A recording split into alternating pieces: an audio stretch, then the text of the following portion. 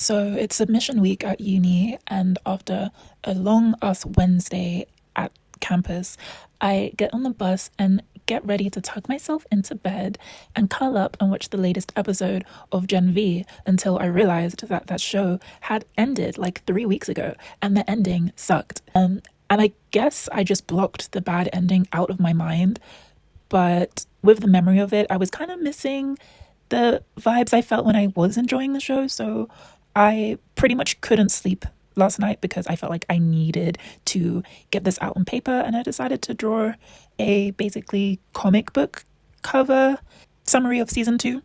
So this is me doing that. Let's get into it. So season one was everything to me. I really, really loved it. I especially loved the Marie Jordan's ship.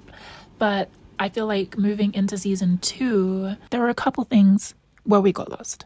The main things being Marie and her impulsive, immature, childlike brain getting everyone into mess constantly. As we know, she was an orphan.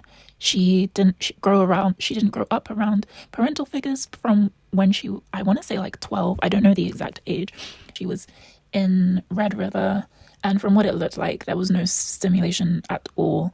And she was kind of always living in fear of herself. So she, like most orphans, she kind of was on her own and had to fend for herself, and she knew that. And so she presents herself as like a really strong, independent woman character. But like when she's actually faced with huge situations, we actually start to see that psychologically it's a defense mechanism rather than like a status that she's reached from healing. And I guess it didn't hit as hard in season one because she had no real ties to anyone. So any action that she made to like help the group out was her extending herself, and it was like nice. Whereas now, like there's emotional connections not only between the characters and her, but like again, I am emotionally dependent on the Marie Jordan ship. So I expect consistency, and she was not given that, and decided to leave them at every given moment. So like part of me forgives her because I think it's my fault for ever believing that she was capable of being a smart person, smart and grounded, because she's not. And to be honest, she's never really proved to be that. In all honesty, she's always been reactive. She's always been like me, me, me. We just don't want her to be.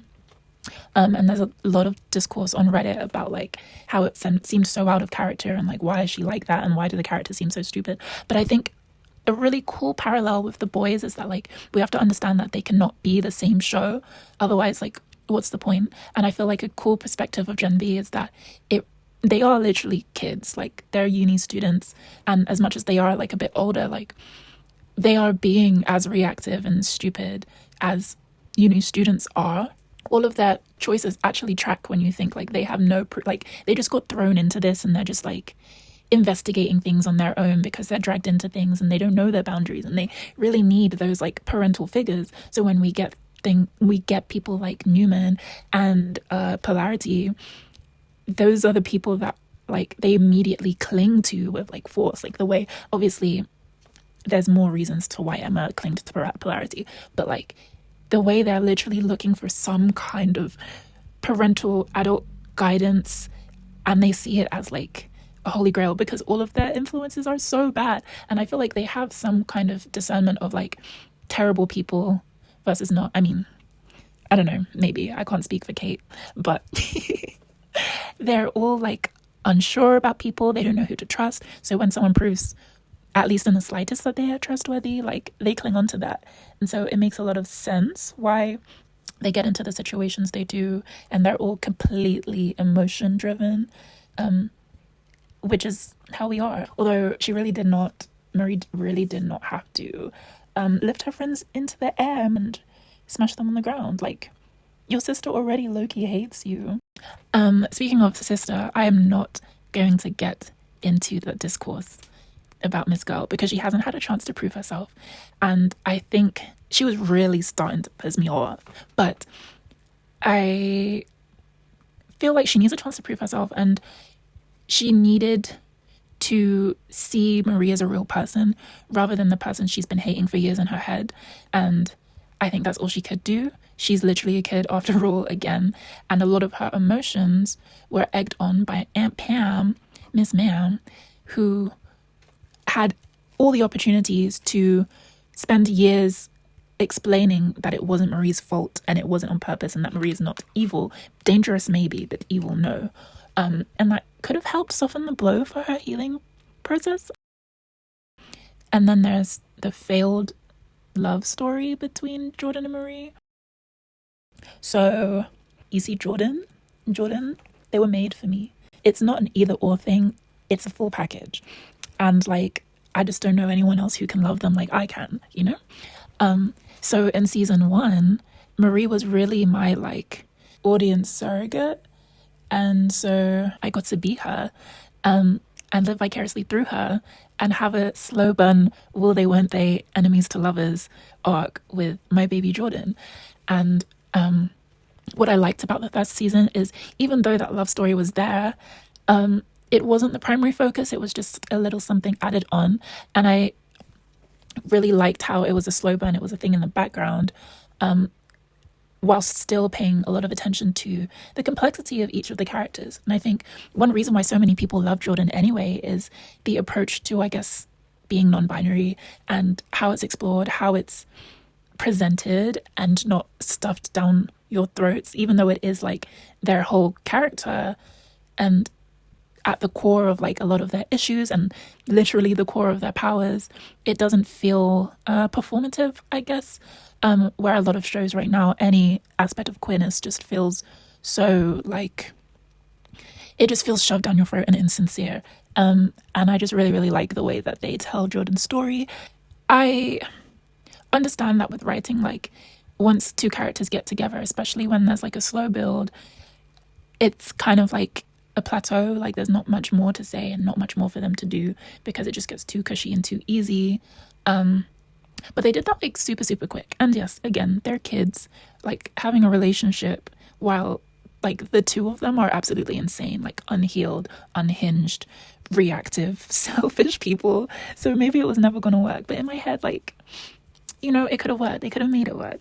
But, and then also being amongst like literal life or death situations and World War III and all of that crap. Like, I get it. But I think in that sense, I wish that they continued it to be a slow burn or they didn't properly get together. And it wasn't like, I love you on episode 2. Like, as much as I really, really wanted to see them together, I wish we kind of egged that on a little bit longer because the love story amidst everything that was happening in season 2 just felt like, whoa, like I don't even have the time to focus on this. And now you're also going to break my heart with it too. Like, what's going on? It just didn't feel like the intense energy that was between them in the first season, as you were like seeing them break each other's walls down, fell short in season 2, I think. And then finally, the ultimate reveal of Cypher being Godolkin. Like, who could have foreseen? Who would have guessed that? Apparently everyone, including me.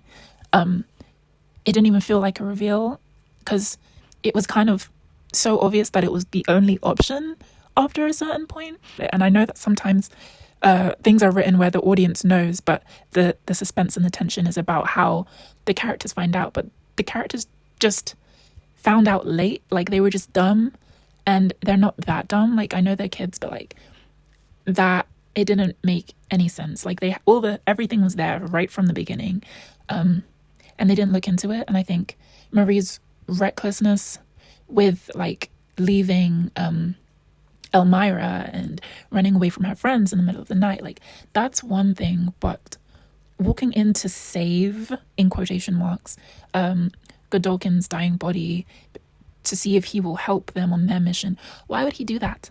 Like, why would he do that? It doesn't even make sense. Like, it just didn't make any sense. Like, even if you account her desperation, her age, and just the stupidity of them not really clocking that it was Cypher all along, it still just doesn't make sense. And I think once you see that happen, everything that happens after that is just like, I don't care anymore. Like, what is this? Like, none of this makes sense. None of this feels like anything. Like, I feel like they really, really fucked it. And then for the writers to have the audacity to say, I'm annoyed that everyone got figured it out. Do better. do better next time.